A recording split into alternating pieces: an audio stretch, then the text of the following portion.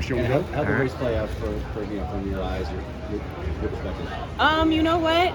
I just wanted to get to 1 as fast as possible. I think I did that well. I was really pleased with 1 through 5. 6, there was a little hiccup. And then I just told myself to compete 7 through the rest of the way home and be a 100-meter hurdler and be fast. So I knew it was going to be a fast race. I knew there would be PBs all around, season bests all around, and I just wanted to put myself in there. So it was exciting. I was super nervous, but we got it done. I mean, entering the competition, your best was only 53 low, and now it's like, I mean, I know. No, I'm teasing. But I mean, you like dominated it. You decimated it, right? I mean, what did it take to be able to come here to do that and make the team? You know what? I mean, it just really took a full year, a full season of training really hard.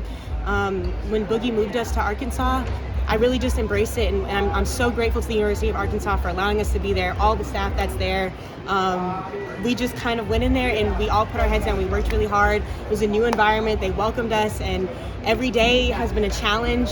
This has been the least amount of 100-meter hurdle training I've ever done. I'm sure some of the track people know, I only raced it one time on my non-dominant leg all year. So just really pushing myself every day in training to get to this moment, to get on this team so that we can get to Paris and go even further. I feel like it took me forever to get from 55 to 54. Then I got from 54 to 53 relatively quick.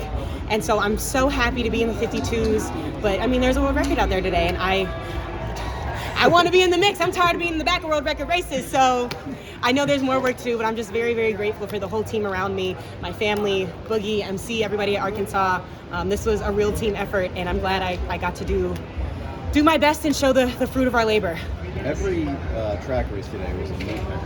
Oh, wow. Could you feel the energy out there? Like, did you feel like the crowd's going crazy, or did you feel like there were big times happening around you? I mean, you hear the crowd, like you hear the swells when you're warming up, but I try to be very intensely present in what I'm doing and not get too caught up in what's going on out there. I think it's no secret, I'm a very emotional person. So when I'm getting ready to race, I want to be very even keeled because I get excited for my friends. I get sad when things don't go well for them, so I just kind of have to be focused on me. I love this crowd. I love that they're engaged. You can kind of feel the energy rising, but it's also the last day of trials, so I was expecting that it was going to be very amped up in there, very loud, and I just wanted to do my thing so that when I got out there, I could ride the wave and do what I needed to do. Well, when everyone went out to their lanes, I mean, they're jogging to, each of their lanes. You're walking to yours. Yeah. Can you describe maybe that readiness then, like how you were kind of focused on your own single lane and, what that worked for you? One thing about me, I'm not going to jog. My heart is beating out of my chest, so I am not jogging for nobody. They can yell at me all they want. I am going to walk. I just want to channel the energy going forward, and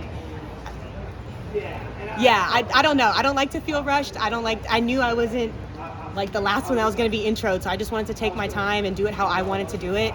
I think when I look back on that race in Tokyo, I was very much like deer in headlights and kind of all over the place, and so I think it's a real sign of maturity that now I just be like, all right, I'm here. And you gave a little appreciation to Dalilah Muhammad after the race. Yeah. Can you talk a little bit about that and why? Sorry, I'm about to get emotional. The first time I made a final at the senior level was my freshman year in college, and Dee didn't know who I was, but she knew I was a Trojan, and she was just like, oh, good luck, Trojan, didn't even know my name.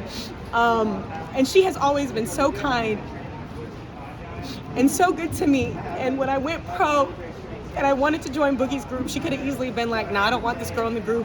And it was never that. And I'm so grateful for her mentorship and for the impact she's had on the sport. Dee inspired me before she ever knew me as a person. And to get to train with her for these last couple of years and watch this part of her career. I've never seen anybody train the way Dee does. I've never seen anyone carry themselves the way she does.